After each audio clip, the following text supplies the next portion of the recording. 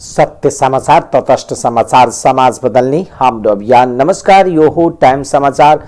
म वीरेन्द्र मनसुर गरौं। 246 जनामा कोरोना संक्रमणको पुष्टि सम्बन्धी प्रसंगबाट शुक्रबार पछिल्लो 24 घण्टामा थप 246 जनामा कोरोना भाइरस संक्रमणको पुष्टि भएको छ। 6400 जनाको पीसीआर परीक्षण गर्दा 223 जना र 1436 जनाको एन्टिजेन परीक्षण गर्दा 23 जना गरी 246 जनामा कोरोना भाइरस संक्रमण देखिएको स्वास्थ्य तथा जनसंख्या मन्त्रालयले जनाएको छ। त्यस्तै पछिल्लो 24 घण्टामा कोरोना संक्रमणबाट मृत्यु हुनेको संख्या भने 0 रहेको छ। त्यस्तै 347 जना निको भएका छन्। हाम्रो प्राथमिकताको आधार अपाङ्गता भएको व्यक्तिको अधिकार भन्ने मूल नारा साथ शुक्रबार मनाइएको 30औं अन्तर्राष्ट्रिय अपाङ्गता दिवसका अवसरमा धनुषाको विभिन्न ठाउँमा सचेतनामूलक रैली निकालिएको छ। जिल्लाको मिथिला बिहारी नगरपालिका 10 थेरामा रहेको नेपाल तराई अपाङ्ग संघको संयोजनमा रैली निकालिएको हो। थेरा बजारबाट निस्किएको रैली गाउँको विभिन्न भागको परिक्रमा गरी पुनः बजारमा पुगेर कोन सभामा परिणत भएको थियो। रैलीमा सहभागीहरूले अपाङ्गता अधिकार सुनिश्चित गर, हामीलाई दया माया होइन अधिकार देऊ लगायतका नारा लगाएका थिए। रैलीमा सहभागीहरूले चेतनामूलक विभिन्न प्ले कार्डहरू पनि बोकेका थिए। नेपाल तराई अपाङ्ग संघका आयोजनामा भएको कार्यक्रममा प्रमुख अतिथिका आसनबाट बोल्दै प्रदेश 2 का पूर्व आन्तरिक मामिला तथा संचार मन्त्री ज्ञानेन्द्र कुमार यादवले सम्पूर्ण अपाङ्गताहरूलाई उनीहरूको आवश्यकता अनुसारको सुविधा उपलब्ध गराउन सरकारको दायित्व रहेको बताउनुभयो। उहाँले अपाङ्गको समस्याबारे सरकारले तथ्याङ्क सङ्कलन गरेर समस्याको सम्बोधन गर्नुपर्ने आवश्यकतामाथि जोड दिनुभयो। नेपाल तराई अपाङ्ग संघ धनुषाका अध्यक्ष बिन्दु यादवको अध्यक्षतामा आयोजित कार्यक्रममा प्रदेश 2 का प्रदेश सभा सदस्य चमेली देवी दास, जसपाका संयोजक सीता देवी यादव, मिथिला बिहारी नगरपालिका वार्ड नम्बर 8 का वार्ड अध्यक्ष जीवछी यादव, वार्ड नम्बर 10 का वार्ड अध्यक्ष ललित झा लगायतका वक्ताहरूले आफ्नो धारणा राखेका थिए। नेपाली कांग्रेस प्रदेश 2 को प्रतिनिधिको नाम दर्ता स्थगित भएको छ। शुक्रबारका लागि निर्धारण गरिएको मनोनयन पत्र दर्ताको काम स्थगित भएको धनुषा का रजिस्ट्रेशन संयोजकले जनाएको छ। शुक्रबार एक सूचना जारी गर्दै प्राविधिक कारण देखाउँदै प्रथम प्रदेश अधिवेशनमा प्रतिनिधिको नाम दर्ता कार्य स्थगित गरिएको संयोजक विश्वेश्वर यादवले जानकारी दिनुभयो। 8वटा जिल्लामा रहेका प्रदेश 2 मा हालसम्म 4वटा जिल्लामा मतदाता नामावली नआएका कारण मनोनयन दर्ता स्थगित गरिएको हो। महोत्तरी, सर्लाही, बारा र पर्साबाट हालसम्म मतदाताको नामावली आएको छैन। नेपाली कांग्रेसको प्रदेश 2 को सभापति पदका लागि प्रधानमन्त्री समेत रहेका पार्टी सभापति शेरबहादुर देउवाको समूहबाट श्री कृष्ण यादवले उम्मेदवारी घोषणा गरेका छन्। यादवले शुक्रबार एक पत्रकार सम्मेलनको आयोजना गरी नेपाली कांग्रेसको 14औं महाधिवेशन अन्तर्गत प्रदेश 2 को सभापति पदका लागि उम्मेदवारी घोषणा गर्नुभएको हो। नेपाली कांग्रेसलाई प्रदेश 2 मा थप मजबुत बनाउने लक्ष्यका साथ आफूले सभापति पदमा उम्मेदवारी दिन लागेको यादवले बताउनुभयो। उहाँले आफू प्रदेश सभापति पदमा जितेपछि यस प्रदेशमा पार्टीलाई पहिलो नम्बरको पार्टी बनाउने दावी गर्नुभयो। प्रदेश संयोजक रमेश रिजालले आफूहरूको तर्फबाट यादव उम्मेदवार रहेको र अरूसँग छलफल भइरहेको बताउनुभयो। उहाँले अन्य पदमा सहमति हुन सक्ने तर सभापतिमा देउवा पक्षको श्री कृष्ण नै उम्मेदवार रहेको कारण अन्यलाई स्वीकार नगर्न बताउनुभयो। जिल्लाका बसेर सर्वसम्मत रूपमा कृष्ण यादवजीलाई शेरबहादुर सभापतिको उम्मेदवार बनाएको छ।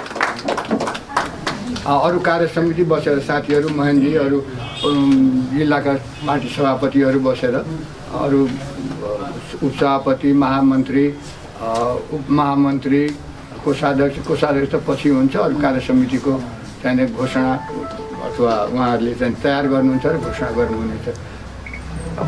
अब त्यो नबुझौँ अहिलेसम्म। अब कुन क्षण के हुन्छ त्यो भन्न चाहिँ त्यो सम्भावना रहन्छ।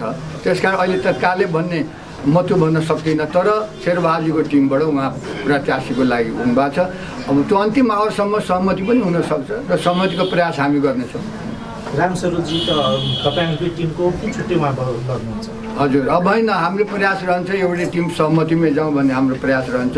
त्यसको लागि कुराकानी पनि भइरहेको छ र अन्तिम समयसम्म त्यो सहमतिको प्रयास हुनेछ। अनि तपाईँले घोषणा गरेको सभापतिको उम्मेदवार हुने श्री कृष्णजी अन्तिमसम्म बस्नुहुन्छ या उम्मेदवार हुनुहुन्छ कि बस घोषणा भयो त्यसपछि सहमति भयो भने विभिन्न कुराहरू पनि आउन सक्छ, सहमतिको बाटोको लागि उहाँ त्याग पनि गर्न सक्नुहुन्छ, के छ? अब यो हेर्नुहोस्, शेरबहादुरजीको टिमको उहाँ उम्मेदवार हो र हामी चाहिँ नै अन्तिम समयसम्म के प्रयासरत रहन्छौँ भने उहाँ सभापति उहाँको कष्टमा सहमति हुन सक्दैन र अन्य पदाधिकारीको विषयमा सहमति हुन सक्छ।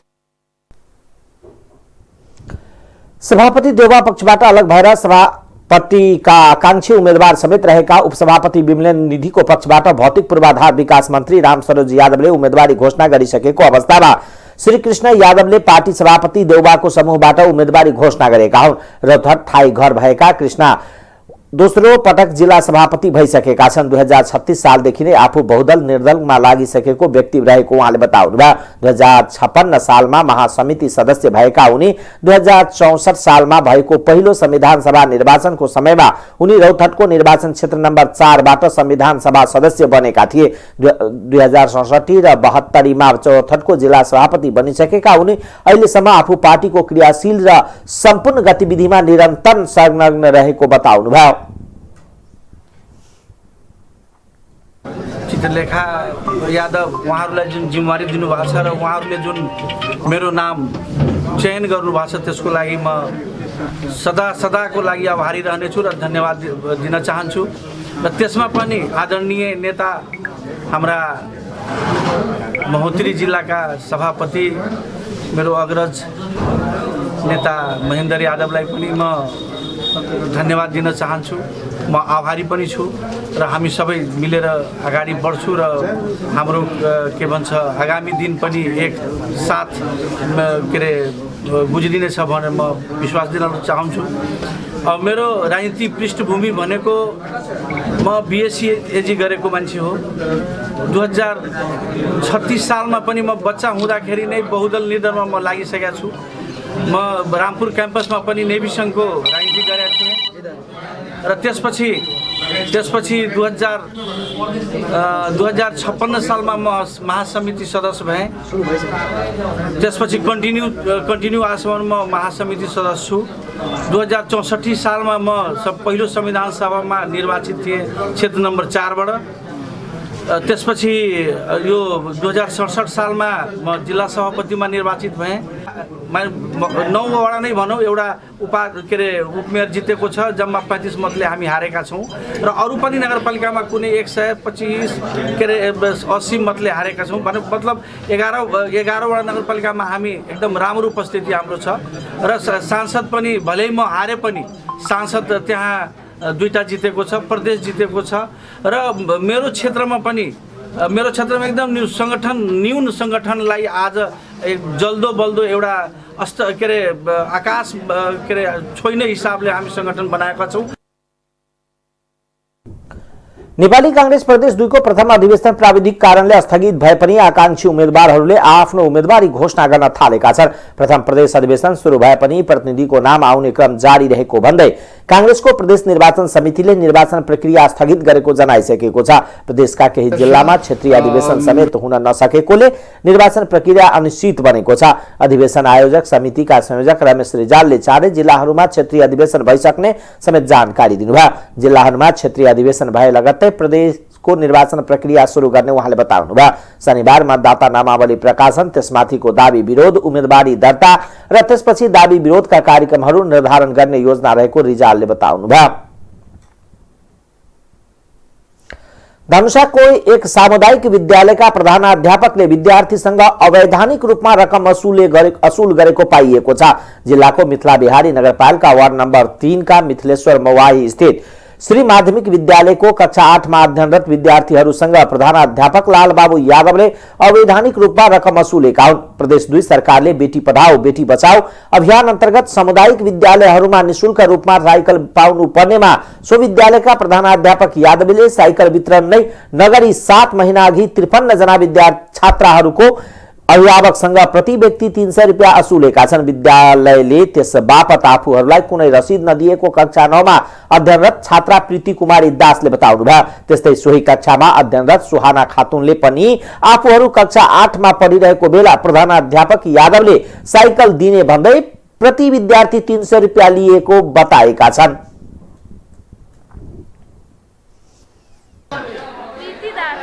अनि साइकल पाउनु होइन सरले पैसा लियो भन्छ सरले पैसा 300 रुपियाँ लियो, अहिलेसम्म दिएको छैन साइकल।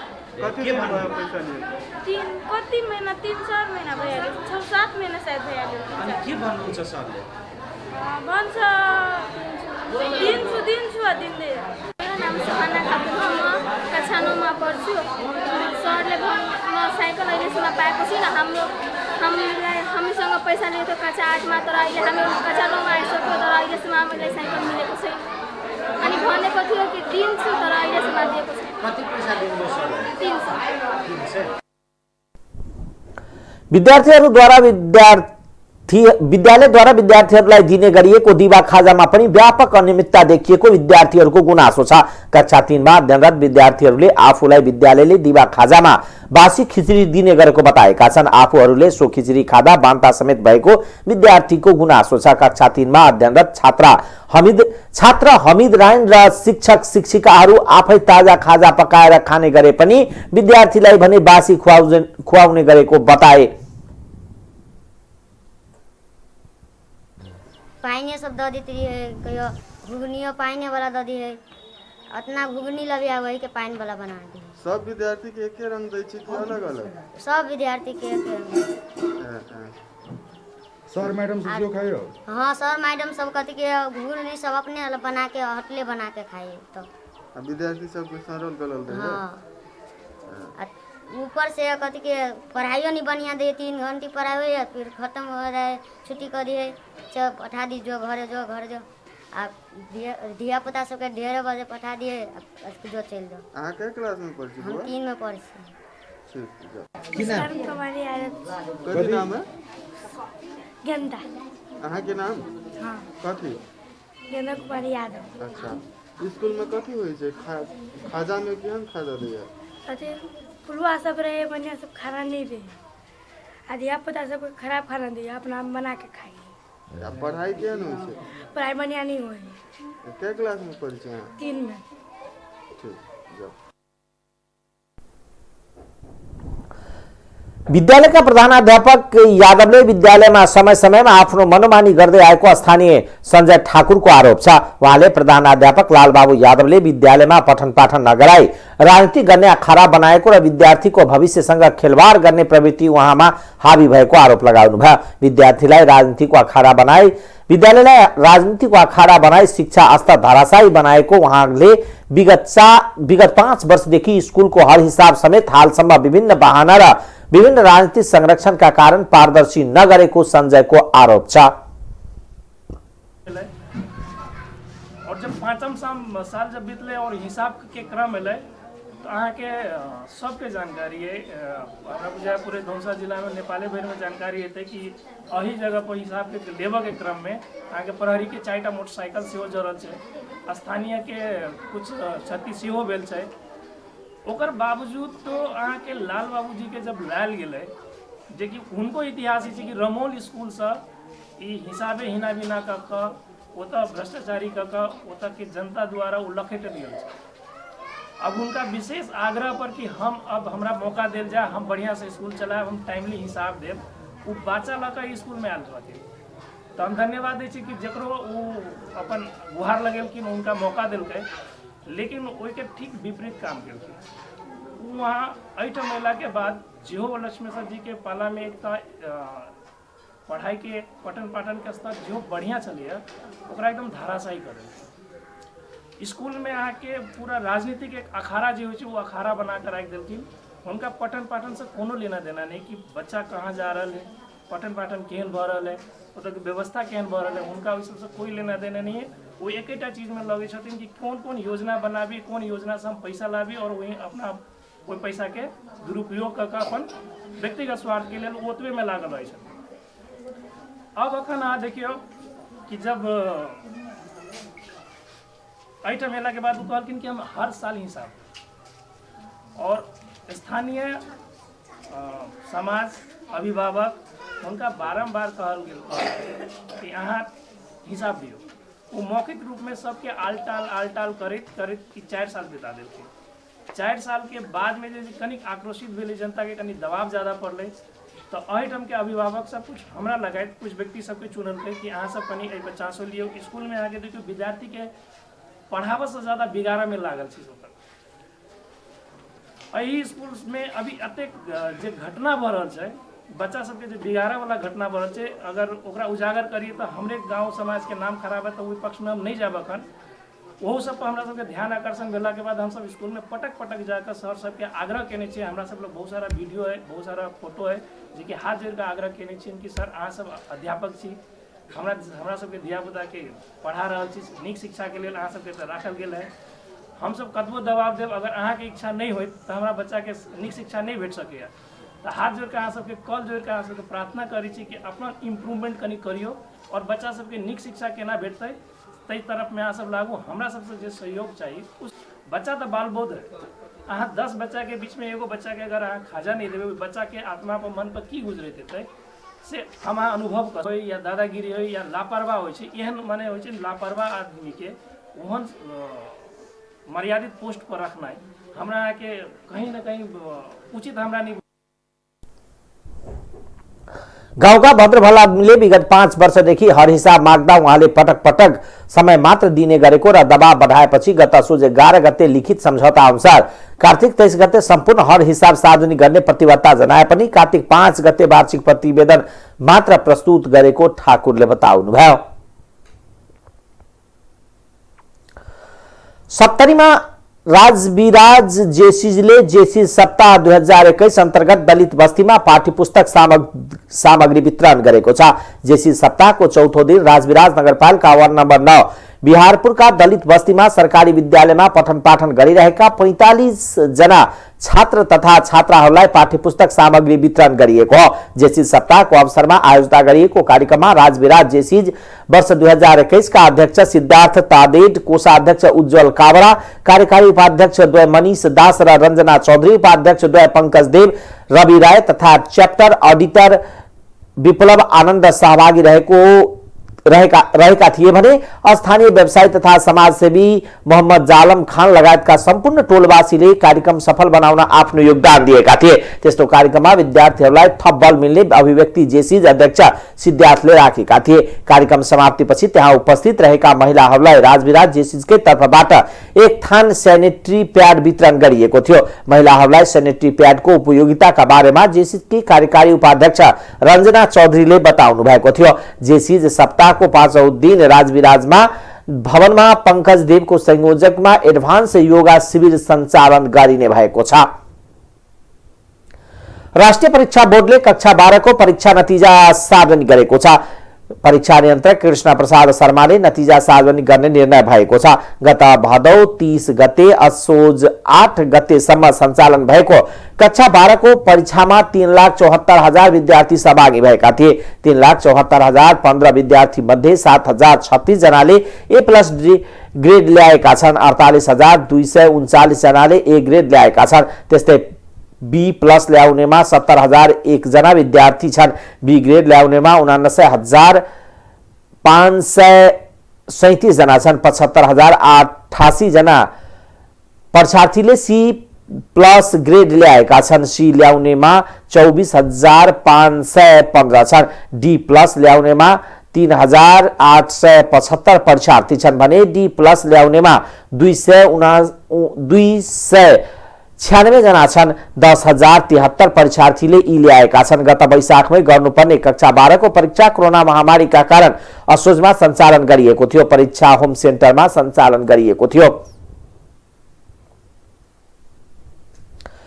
मार्ग कृष्ण चतुर्थी का दिन शुक्रबार दिवंगत पितृ को सद्गति का कामना गर्दै पशुपति क्षेत्र लगायत देशभरका शिवालयमा सतबीज छरिएको छ। त्रयोदशी को रातभर बिहिबार भक्तजनले पशुपति लगायत देशभरका शिवालय एवं घर घरमा समेत दिवंगत पितृ को नाममा अखण्ड महादीप दान गरेका थिए। त्रयोदशी का राति पशुपति क्षेत्रमा मृगस्थली, गुहेश्वरी, कैलाश डाँडा, हंस मण्डप, बागमती किनार र गौरी घाट क्षेत्रमा रातभर पितृ को सद्गति का कामना गर्दै बत्ती बालेर बसेका भक्तजनले शुक्रबार बिहान सतबीज छरेका छन्। चतुर्थी का दिन बिहान सतबीज छर्न भने खुल्ला गरिएको थियो। कोरोना जोखिम कायमै रहेकोले राजधानी अन्य शिवालयमा दूरी क्याम्प गरी दीपदान गर्न बसेका भक्तजन पनि धेरै थिए। राजधानी लगायत देशभरका शिवालयमा बिहिबार बेलुका दीपदान र शुक्रबार बिहान सतबीज छर्न भक्तजनको भिड लागेको थियो। कार्तिकको कतिले घरमै पञ्चायन पूजा गरिएको स्थानमा रातभर बत्ती बाली बिहान पशुपति क्षेत्र वा अन्य शिवालयमा गई सतबीज छरेका छन्। आफ्नो परिवारभित्रका दिवंगत आत्माको चिर शान्तिका कामना गर्दै 108 शिवलिङ्ग, कैलाश, सूर्यघाट, गौरीघाट, आर्यघाट, गुहेश्वरी, पशुपति, मृगस्थली, विश्वरूप र किरातेश्वर आदि ठाउँमा सतबीज छर्ने गरिन्छ।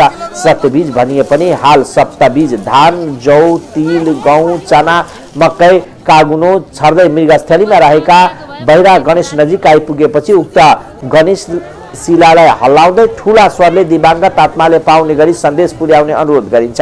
सतबीजमा अरू अन्न नराखी धानका 100 गेडा चढाउनु पर्ने होमादि नामक ग्रन्थमा उल्लेख गरिएको धर्मशास्त्रविद प्राध्यापक रामचन्द्र गौतमले बताउनुभयो। यस अवसरमा पशुपति क्षेत्र पुग्ने भक्तजनले वासुकी र गुहेश्वरीको पूजा गर्नुपर्ने शास्त्रीय वचन रहेको छ। चतुर्थीको बिहान सतबीज छरी हवन गरेपछि बाला चतुर्थी पर्वका विधि पूरा हुने शास्त्रीय मान्यता छ। सतबीज उम्रिने खुला ठाउँमा छर्नुपर्ने भए पनि पशुपति क्षेत्रमा डुङ्गा र इँटा राखेका स्थानमा समेत छरेको देखिन्छ। कोषले खुल्ला उम्रन स्थानमा मात्र छर्न गरेको आह्वान कार्यान्वयन भएको छैन। प्रधानमन्त्री एवं नेपाली कांग्रेसका सभापति शेरबहादुर देउवाले पार्टीको आसन्न 14औं महाधिवेशनबाट पार्टीलाई अझ बलियो बनाएर आगामी 3 तहको निर्वाचनमा विजय गराउनु पर्ने दायित्व सबैको काँधमा रहेको बताउनु भएको छ। प्रदेश नम्बर 1 को प्रथम प्रदेश अधिवेशनको भर्चुअल रूपमा उद्घाटन गर्दै उहाँले अहिलेको संघीय लोकतान्त्रिक गणतन्त्रात्मक व्यवस्था कांग्रेसको अगुवाईमा आएको उल्लेख गर्दै कांग्रेसले सबै ठूला परिवर्तनको नेतृत्व गरेर मुलुकमा समृद्धिको पूर्वाधार खडा गरेको बताउनुभयो। संविधान जारी भएपछि प्रदेशको यो ऐतिहासिक पहिलो अधिवेशन भएको उल्लेख गर्दै प्रधानमन्त्री देउवाले लोकतन्त्र स्थापना र पुनर्स्थापनाका लागि शहादत प्राप्त गर्ने योद्धाप्रति श्रद्धाञ्जली व्यक्त गर्दै उहाँले जननायक बीपी कोइरालाको विचार अनि अन्य अग्रज नेताको योगदानलाई स्मरण गर्दै अब सबैले कांग्रेसलाई सुदृढ र बलियो बनाउनु पर्ने उल्लेख गर्नुभयो। बलियो लोकतन्त्रमा मात्र मुलुकको विकास र समृद्धि सम्भव हुने भन्दै प्रधानमन्त्री देउवाले मुलुकको विकास र समृद्धि को नेतृत्व कांग्रेसले मात्र गर्न सक्छ भन्ने विगतका घटनाक्रमले पुष्टि गरिसकेको उल्लेख गर्नुभयो। कोइरालाको विचार अनि अन्य अग्रज नेताहरूको योगदानलाई स्मरण गर्दै अब हामीले नेपाली कांग्रेसलाई सुदृढ एवं बलियो बनाउनु पर्नेछ। अहिलेको संघीय लोकतान्त्रिक गणतन्त्रात्मक व्यवस्था नेपाली कांग्रेसको अगुवाईमा भएको हो। नेपाली कांग्रेसले सबै ठुला ठुला परिवर्तनको नेतृत्व गर्यो। मुलुकमा समृद्धिको पूर्वाधार पनि कांग्रेसले नै खडा गरेको हो। अब कांग्रेसको 14औं महाधिवेशनबाट पार्टीलाई अझ बलियो बनाएर आगामी 3 तहका निर्वाचनमा नेपाली कांग्रेसलाई विजय गराउनु पर्ने दायित्व तपाईँ हामी सबैको काँधमा आएको छ। बलियो लोकतन्त्र मात्रै मुलुकको विकास र समृद्धि सम्भव हुनेछ। मुलुकको विकास र समृद्धिको नेतृत्व नेपाली कांग्रेसले मात्रै गर्न सक्छ भन्ने विगतका घटनाहरूले पुष्टि गरिसकेको छ। मलाई विश्वास छ आज हुने प्रदेश महाधिवेशनमा तपाईहरूले नेपाली कांग्रेसको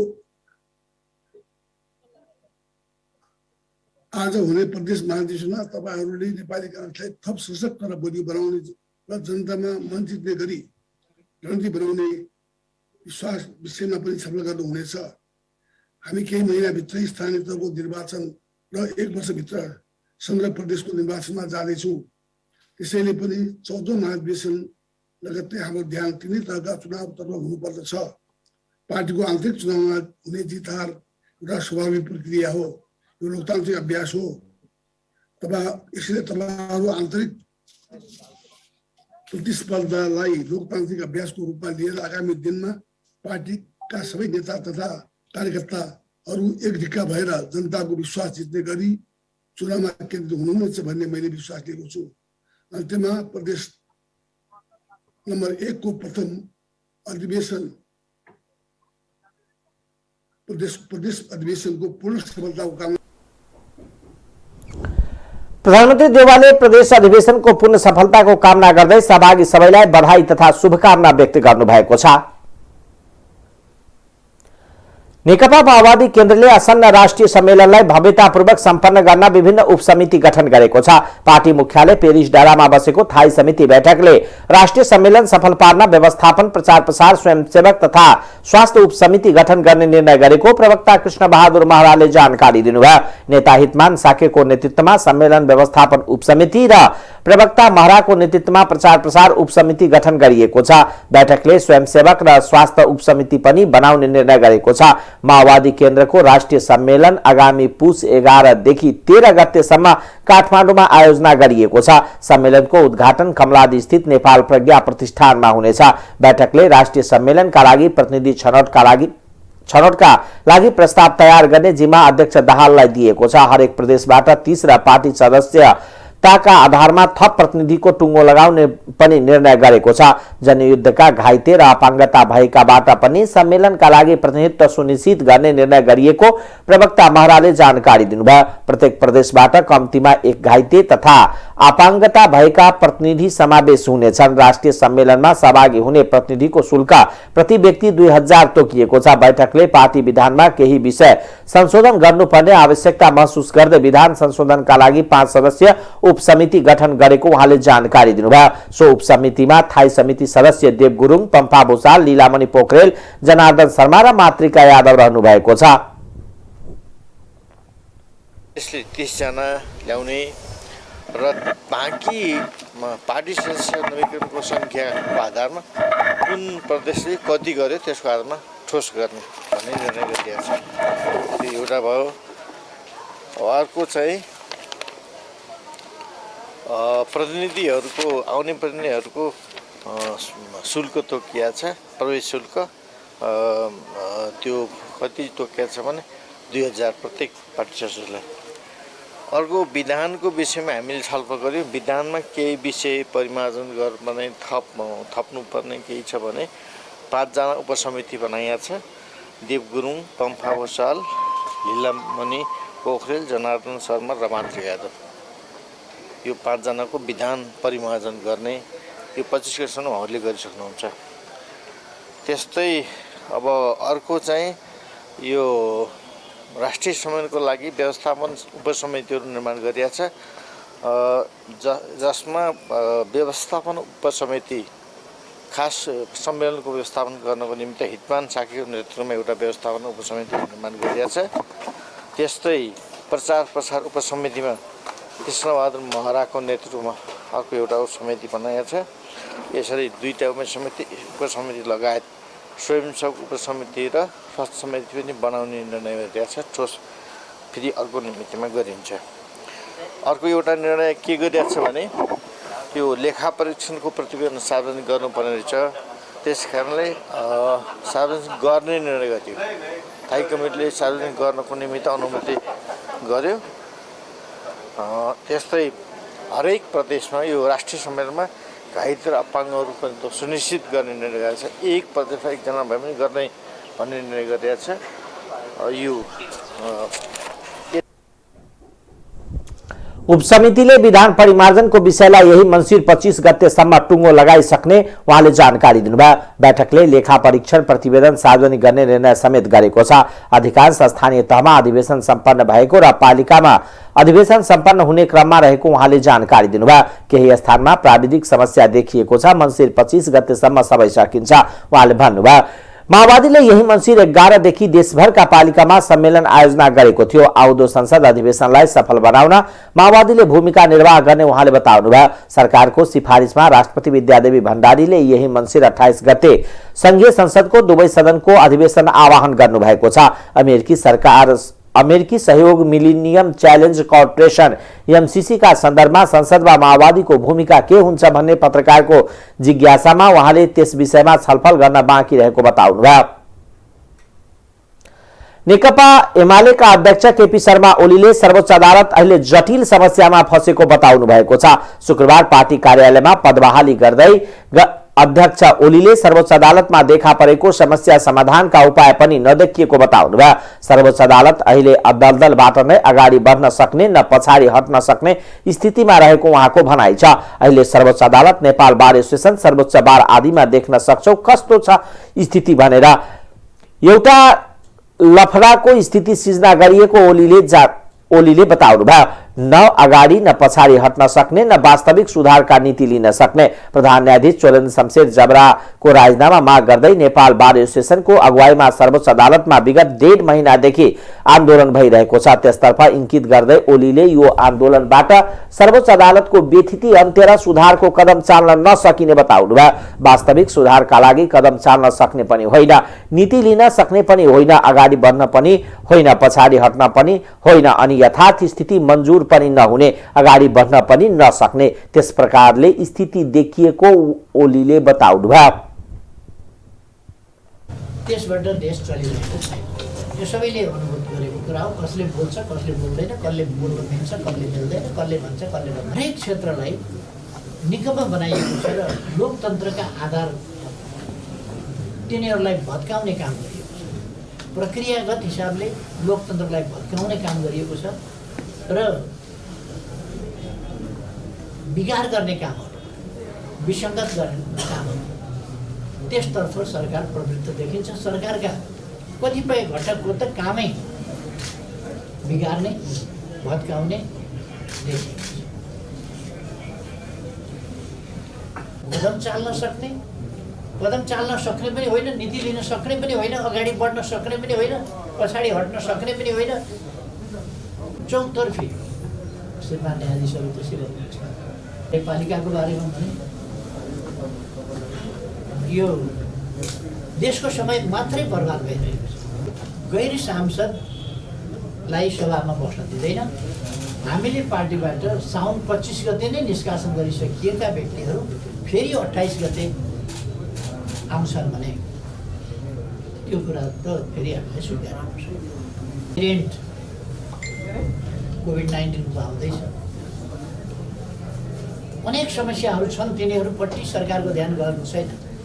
सरकार जनताका समस्या समाधान गर्ने, राष्ट्रका सामु उपस्थित समस्याहरू समाधान गर्ने, विभिन्न जटिलताहरू फुकाउने, व्यवस्थापिकालाई उपयुक्त ढङ्गले सञ्चालन गर्ने, कार्यपालिकालाई प्रभावकारी ढङ्गले सही बाटोमा अगाडि बढाउने र न्यायपालिकामा पैदा भएका जटिलताहरूको पनि समाधान दिएर जाने प्रयासमा लाग्नुपर्ने सरकार उल्टो बाटोतिर लागिरहेको छ। 5 दलीय गठबन्धनको समस्या सर्वोच्च अदालतमा प्रकट भएको ओलीले टिप्पणी गर्नुभयो। आन्दोलनरत बार पदाधिकारीलाई नेकपा माओवादी केन्द्रका अध्यक्ष पुष्पकमल दाहाल प्रचण्डले बारले लगाएको गुण बिर्सिन नसक्ने अभिव्यक्ति दिएकोमा ओलीले आलोचना गर्नुभयो। राष्ट्रिय प्रजातन्त्र पार्टीको अध्यक्षमा कमल थापा र राजेन्द्र लिङदेलले उम्मेदवारी दर्ता गराउनु भएको छ। शुक्रबार उहाँहरूले भ्रिकुटी मण्डप स्थित निर्वाचन कार्यालयमा पुगेर अध्यक्षमा मनोनयन दर्ता गराउनु भएको हो। राप्रपाको एकता अधिवेशनबाट अध्यक्षमा थापा र लिङदेलले प्यानल सहित उम्मेदवारी दिएका छन्। थापाको प्यानलबाट उपाध्यक्षमा विक्रम पाण्डे, बुद्धिमान तामाङ, ध्रुव बहादुर प्रधान, रोशन कार्कीले उम्मेदवारी दिएका छन्। महामन्त्रीमा भास्कर भद्रा, भुवन पाठक, कुन्ती कुमारी शाहीले उम्मेदवारी दिएका छन्। त्यस्तै लिङदेल पक्षबाट उपाध्यक्षमा विक्रम पाण्डे, दिल विकास राज भण्डारी, रामचन्द्र राय र लीला श्रेष्ठले उम्मेदवारी दिएका छन्। लिङदेल पक्षबाट महामन्त्रीमा डाक्टर धवल शमशेर राणा, श्याम तिमल सिन्हा, रेखा थापाले उम्मेदवारी दिएका छन्। 149 सदस्यीय केन्द्रीय समितिका 149 जना राप्रपाले निर्वाचनबाट चयन गर्नेछ, जसमा अध्यक्ष सहित 8 जना पदाधिकारी र 141 केन्द्रीय सदस्य निर्वाचित हुनेछन्। मङ्सिर 15 गते सुरु भएको अधिवेशनमा शनिबार मतदान हुने कार्यक्रम छ। केका लागि भन्ने भन्दा पनि हामीले राष्ट्रिय प्रजातन्त्र पार्टीको र राष्ट्रिय प्रजातन्त्र होइन, राष्ट्रिय प्रजातन्त्र पार्टीको भविष्यलाई र राष्ट्रिय प्रजातन्त्र पार्टीले उठाएको मुद्दालाई समेत सुनिश्चित र सुरक्षित गर्नको लागि राष्ट्रिय प्रजातन्त्र पार्टीभित्र नेतृत्व परिवर्तन अनिवार्य देखिएको हुनाले हामीले चाहिँ नेतृत्व परिवर्तनको अभियानको नेतृत्व गर्दै उम्मेदवारी दिएको कुरा म सबै साथीहरूलाई जानकारी गराउन चाहन्छु। अब आर्थिक समाचार।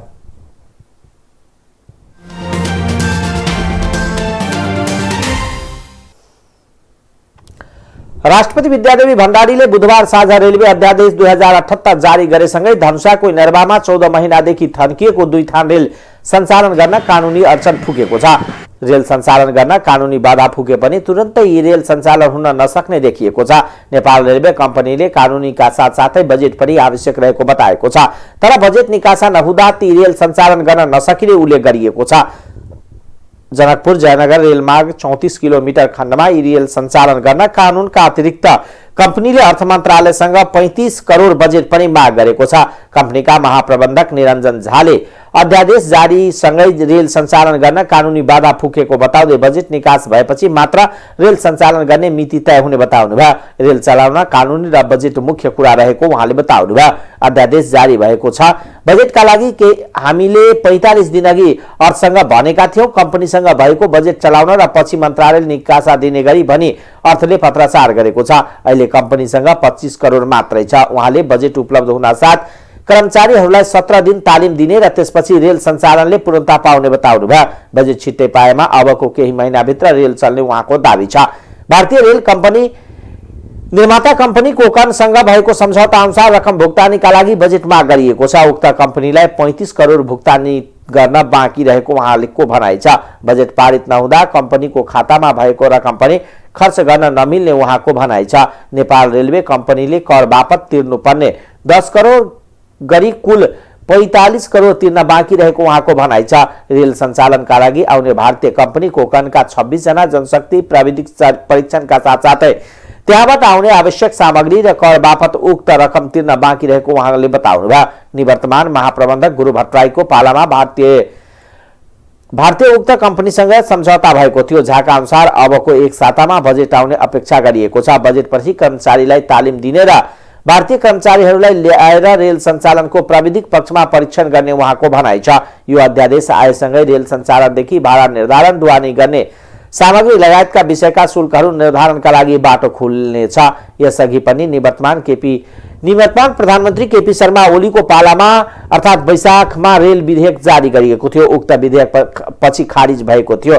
सरकारले उक्त रुटमा रेल सञ्चालन गर्न भन्दै 2077 असोजमा 2 थान रेल खरिद गरी नेपाल ल्याएको थियो भने असोजमै परीक्षण सञ्चालन पनि गरिएको थियो। भन्सार बाहेक 85 करोड 65 लाख रुपियाँमा 5 वटा डब्बा सहित 2 थान रेल नेपाल सरकारले किनेको लामो समय भइसकेको छ। 15 करोड भन्सार कर सहित उक्त रेलमा 1 अर्ब लगानी भइसकेको छ। अब अन्तर्राष्ट्रिय समाचार।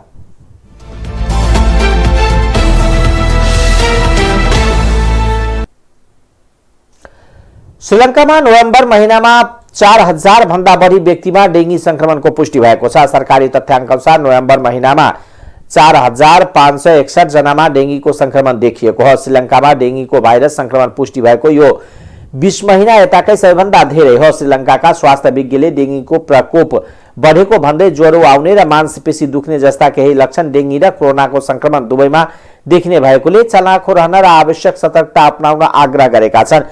डेंगी संक्रमित व्यक्तिमा उच्च ज्वरो, बान्ता हुने, पेट दुख्ने लगायतका लक्षण देख्ने गर्छ। राष्ट्रिय डेंगी नियन्त्रण इकाइका डाक्टर शिलाकान्त सोन विराटनले अक्टोबर र नोभेम्बर महिनामा परेको पानीका कारण डेंगीका बिरामी बढेको बताउनु भएको स्थानीय सञ्चार माध्यम डेली मिररले जनाएको छ। कोरोना भाइरसको नयाँ भेरिएन्ट ओमिक्रोन देखिएपछि भारत र अमेरिकामा उच्च सतर्कता अपनाउन थालिएको छ। ती देशमा यात्रा सम्बन्धी नियममा कडाई गरिएको छ। अमेरिकामा नयाँ भाइरसका 8 संक्रमित देखिएका छन्। राष्ट्रपति जो बाइडेनले यात्रा सम्बन्धी कडा नियमको घोषणा गर्नुभएको छ। साथै अन्तर्राष्ट्रिय यात्रुले अमेरिका जानुभन्दा 24 घण्टा अघि अनिवार्य रूपमा कोभिडको परीक्षण गरेको हुनुपर्छ र यो नियम पूर्ण मात्रा खोप लगाइसकेका मानिसको हकमा पनि लागू हुन्छ। रेल वा बसमा चढ्दा मास्क अनिवार्य रूपमा लगाउनु पर्ने नियम मार्च महिनासम्मका लागि लागू गरिएको बीबीसीले जनाएको छ। साथै राष्ट्रपति बाइडेनले स्वास्थ्यका मापदण्ड र खोप सम्बन्धी यसअघिका नियम पालन गर्न आग्रह गर्नुभएको छ। न्युयोर्कमा 5 तथा मिनेसोटा, कोलोराडो र क्यालिफोर्नियामा अहिलेसम्म एक जनामा नयाँ भाइरसको संक्रमण देखिएको छ। स्वास्थ्य अधिकारीले ओमिक्रोन भेरिएन्ट देखिएका मानिसमा अहिलेसम्म सामान्य खालका लक्षण देखिएको बताएका छन्। त्यस्तै दक्षिण भारतको कर्नाटक राज्यमा 2 व्यक्तिमा कोरोना भाइरसको ओमिक्रोन भेरिएन्ट फेला परेपछि उच्च सतर्कता अपनाउन थालिएको छ। संक्रमण पुष्टि भएका 66 र 46 वर्षका ती पुरुषलाई निगरानीमा राखिएको छ। बुधबारदेखि नै लागू हुने गरी भारतले उच्च जोखिम भएका देश बेलायत, दक्षिण अफ्रिका, न्युजिल्यान्ड, बंगलादेश, हङकङ, इजरायलबाट आउने यात्रुलाई कडाई गर्न थालेको छ। ती देशबाट भारत आउने यात्रुको परीक्षण गर्ने र नतिजा नआएसम्म उनीहरूलाई विमानस्थल बाहिर जान दिने छैन। कोभिड पुष्टि नहुनेले 7 दिन घरमा क्वारेन्टिन बस्नुपर्ने, 8औं दिन फेरि परीक्षण गर्नुपर्ने नियम छ। विश्व स्वास्थ्य संगठनले अघिल्लो हप्ता नयाँ भेरिएन्टलाई भेरिएन्ट अफ कन्सर्नको रूपमा वर्गीकरण गरिसकेको थियो।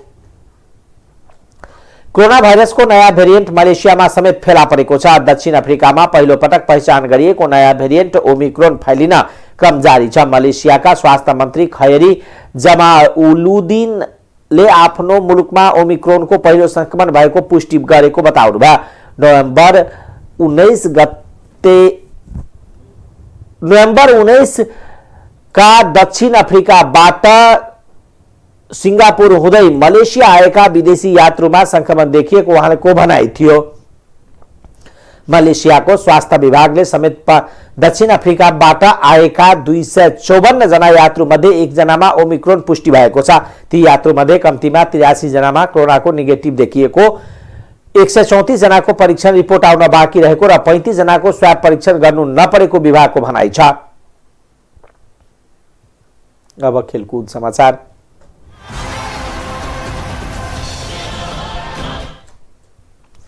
शहीद स्मारक ए डिभिजन लीग फुटबल प्रतियोगिता अंतर्गत शुक्रबारदेखि सुरु भएको तेस्रो चरणको पहिलो खेलमा 3 स्टार क्लब फ्रेन्डाइज क्लबसँग बराबरी खेल्दै अंक बाँडेको छ। त्रिपुरेश्वर स्थित 10 रङ्गशालामा शुक्रबार भएको खेलमा 3 स्टार र फ्रेन्ड्स क्लबले खेल 1-1 गोलको बराबरीमा टुङ्गिएको हो। दुवै टोलीले 1-1 अंक बाँडेका छन्। खेलमा पहिलो अग्रता भने फ्रेन्ड्स क्लबले लिएको थियो। खेलको 51औं मिनेटमा फ्रेन्डाइज नथनील जुड ग्रासियाले 1 गोल गरे। कप्तान प्रकाश बुराथोकीको क्रसमा फ्रेन्ड्सका ग्रासिया हेड मार्फत गोल गर्दै फ्रेन्ड्सलाई पहिलो अग्रता दिलाएका हुन्। 3 स्टारका लागि भने मिक्छेन तामाङले गोल गरे। उहाँले खेलको 83औं मिनेटमा 1 गोल फर्काउँदै खेललाई 1-1 गोलको बराबरीमा ल्याए। यस बराबरी खेलसँगै 3 स्टारले 3 खेलबाट 4 अंक जोडेको छ। समान खेलको फ्रान्सको भने 2 अंक छ। यसअघि पहिलो खेलमा 3 स्टारले च्यासल युथ क्लबलाई 3-0 गोल अन्तरले पराजित गरेको थियो भने दोस्रो खेलमा 7-2 बाटोसँग 1-0 गोल अन्तरले पराजित भएको थियो। त्यस्तै फ्रान्स क्लबले पहिलो खेलमा 7-2 बाटोसँग गोलरहित बराबरी खेलेको थियो भने दोस्रो खेलमा संकटा क्लबलाई 2-1 गोल अन्तरले पराजित गरेको थियो। त्यस्तै शुक्रबार दोस्रो खेलमा 7-2 बाटो युथ क्लब र एपीएफ क्लब खेलेका छन्।